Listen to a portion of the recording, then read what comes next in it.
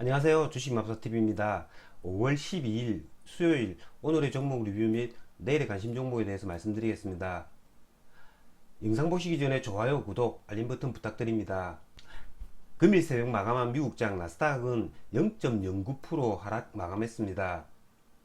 자, 나스닥이 장중 한때 2.5%까지 하락을 했다가 저가 매수세가 들어와가지고 이렇게 양봉을 만들어 주었죠. 이 차트만 보시면 뭐 나스닥이 저점을 무너뜨리고 그런 게 아니기 때문에 뭐 그다지 나빠 보이지는 않았습니다. 하지만 오늘 그동안 굉장히 강해가지고 역사적 신고가를 갱신해 주던 다우존스가 조정을 받았습니다. 1.36% 하락이 나왔습니다. 하지만 다우존스도 보시면 이렇게 추세를 이탈시킨 게 아닙니다. 하지만 오늘 일본과 대만이 조금 크게 떨어졌습니다. 니케이 지수 같은 경우에는 얘도 지금 120일 이동평균선 살짝 무너뜨렸죠.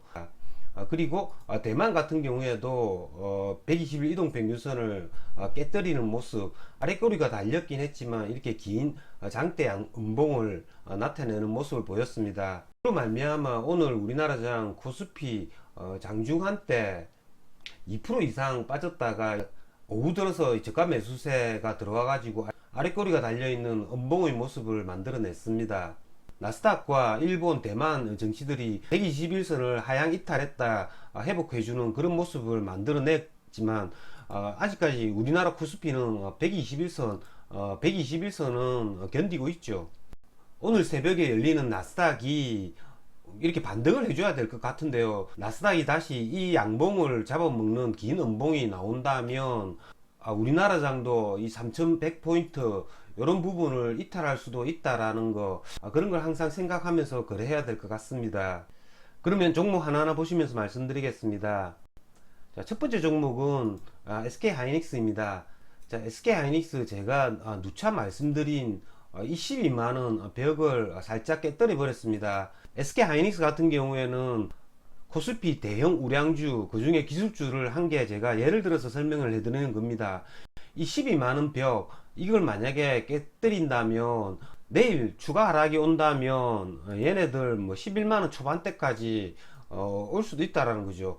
아까 코스피 차트처럼 이 자리에서는 돌아줘야 된다는 겁니다. 하지만 차트상으로 봐서는 어제 오늘 양일간 이렇게 거래량이 굉장히 많이 실린 음봉을 맞았기 때문에 차트상은 그다지 좋아 보이지는 않습니다. SK하이닉스를 뭐 신규 매수하시는 분들은 조금 기다렸다가 매수하는 것도 좋은 전략이라고 생각이 듭니다. 자, 셀트리온 역시 마찬가지입니다. 셀트리온 제가 며칠 전 영상에서 계속 말씀드린 게 셀트리온은 코스닥 차트와 같이 봐줘야 된다고 말씀을 드렸습니다. 쌍바닥이죠. 이 부분 25만원대 지수와 같이 연계해 가지고 얘가 쌍바닥 부근에 왔을 때 지수가 만약에 돌 것 같으면 이 부분에서 매수해 주는 전략 괜찮아 보입니다. 자, 다음은 삼성바이오로직스입니다. 자, 오늘 삼성바이오로직스 여러분도 다 알다시피 장전에 뉴스가 떴죠. 새벽에 뉴스가 떴습니다.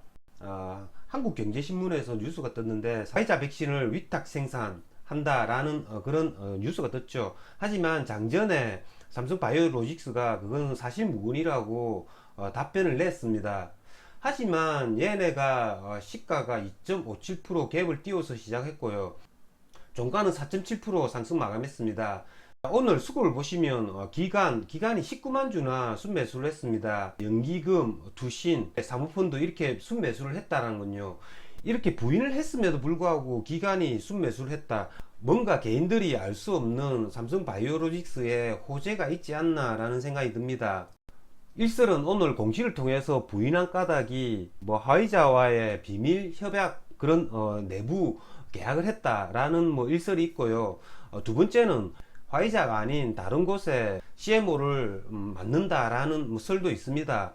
뭐 그리 설이 어떻든 간에 삼성바이오로직스가 기관들이 굉장히 많이 매수를 했습니다.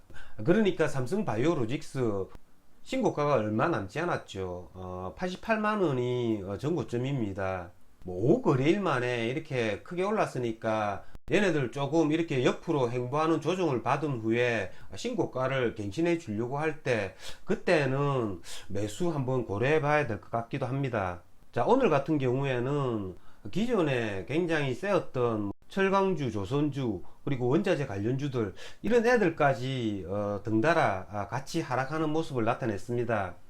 자, 철강주의 대장 포스코, 현대제철 보시면 이렇게 5일 이동 평균선을 한번 깨뜨리고 아래꼬리가 달리긴 했지만 이렇게 음봉을 나타냈습니다. 제가 계속 말씀을 드리죠. 이렇게 5일선 위에 있다가 한번 이렇게 음봉을 나타내고 조정을 받는 모습을 나타낼 때는 11선과 21선의 중간 이런 부분에서는 다시 한 번 더 매수가 가능하다라는 거죠. 포스코 현대제철이 뭐 이런 자리에 왔을 때 직접적으로 포스코 현대제철을 공략을 해도 되고, 굉장히 시세가 좋았던 뭐 포스코 광철이나 세아베스틸, 오늘 굉장히 많이 시세를 주었다가 이렇게 윗꼬리가 달린 동양철관, 이런 애들을 매수하는 전략, 그런 전략을 쓰면 됩니다. 자, 동양철관 보시면 오늘 고점이 13%까지 상승을 했죠. 제가 얘를 어제 매도를 했죠. 이 양봉임에도 불구하고 매도를 했습니다. 그건 장이 어제 굉장히 안 좋았기 때문에 그래서 혹시나 하고 동양철관을 들고 가지 않았습니다.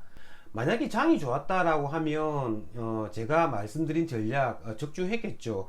동양철관 오늘 뭐 최소한 한 7%에서 10% 정도는 수익을 냈을 겁니다. 포스코와 현대제철이 오늘 뭐 음봉을 만들어 냈기 때문에 오늘 이런 애들을 뭐 오버나잇 하지도 않았고 장중에 거래도 하지 않았습니다.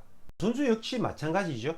현대미포조선, 한국조선해양, 대우조선해양, 이런 애들이 철강주 대장주들이죠. 그 애들과 마찬가지로 이렇게 음봉을 만들어 냈다라는 겁니다. 11선이 살짝 무너지는 지점, 이런 지점에서는 얘네들이 그동안 굉장히 세었기 때문에 매수가 가능하다라는 겁니다. 그러면 얘네들을 보고 아까 철강주나 마찬가지로 중소형 조선 기자재주들이죠. 이런 애들을 매수를 하는 전략도 뭐 괜찮아 보입니다. 자, 오늘 뭐 개별주 중에서 가장 시세가 좋았던 애가 유바이오 로직스입니다. 어제 그리고 그 전날 계속 이걸 거래를 했었습니다. 오늘의 유바이오 로직스의 맥점은 두 군데라고 생각이 듭니다. 첫 번째는 이 시초가를 뚫어주는 이 부분이죠. 이 부분이 한번 맥점이었고 49,000원 요 지점이 맥점이었습니다. 자, 제 같은 경우에는 얘를 오늘 뭐 계속 노리지는 않았기 때문에 아침에 이 첫 번째 자리는 놓쳤습니다. 하지만 두 번째 자리, 이 자리가 굉장히 아쉽습니다.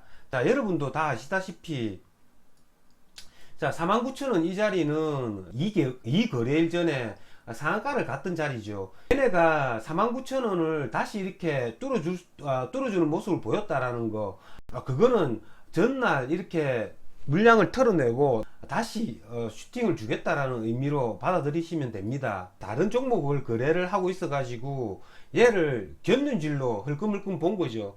그래서 얘를 놓친 게 굉장히 아쉬웠습니다. 제가 뭐 이 자리에서 놓쳤기 때문에 그 뒤에는 뭐 이걸 거래할 수가 없죠. 이걸 이 자리에서 놓친 부분을 자꾸 생각해 가지고 거래를 한다면 추격 매수해 가지고 거래가 굉장히 엉망진창이 되는 경험이 많습니다. 그래서 뭐 아쉽긴 했지만 그냥 놓아주었습니다. 자, 유바이오 로직스 얘 보시면 단기간에 굉장히 많이 상승을 해주었습니다. 그렇기 때문에 얘네도 조금은 이제 조금 가격 기간 조정이 필요하지 않나 라는 생각이 듭니다. 자, 오늘 테마주들 가운데 굉장히 시세를 많이 주었던 애들이 이 두나무 관련주들이죠. 업비트 운영사, 뭐 두나무 보통주 전환 수진, 일각에서는 두나무 상장을 위한 밑준비 아니냐는 시각도 있는데 상장에 대해서는 모든 가능성을 열어놓고 검토하고 있지만 이번 보통주 전환이 상장을 위한 것은 아니다 라고 선을 그었다. 뭐 이런 뉴스 때문에 오늘 상한가를 갔습니다. 오늘 대장은 에이티넘 인베스트먼트인데요. 얘네들 내일 뭐 이 지점이죠. 전고점 부분 어떻게 뚫어주느냐가 중요할 것 같고요. 하지만 이 우선주의 보통주 전환 추진 뉴스가 과연 다시 한 번 더 얘네들이 전고점을 뚫고 랠리를 뭐 2연상, 3연상을 할지 그거는 조금 회의감이 드는데요. 어쨌든 내일 요 7,300원, 7,400원 요 부분을 뚫는다면 뭐 돌파 매매 차원에서 거래는 해보겠지만요. 그렇게 크다란 그런 재료는 아닌 것 같습니다. 이렇게 장이 흘러내릴 때는 조금 보수적으로 임하는 자세, 진짜 기회가 왔을 때 모든 것을 쏟아부을 수 있는 그런 그런 전략을 쓸 수 있는 기회는 언제든지 올 수 있으니까요. 조금만 기다리시면 그 기회는 오지 않을까라는 생각이 들고요. 이상으로 주식맙사TV를 마치겠습니다. 제 영상이 도움이 되셨다면 좋아요, 구독, 알림 버튼 부탁드립니다. 끝까지 시청하신 분들에게는 보유 종목이 급등할 수 있게끔 마법을 걸어드리겠습니다. 윙가르디움 레비오사 감사합니다.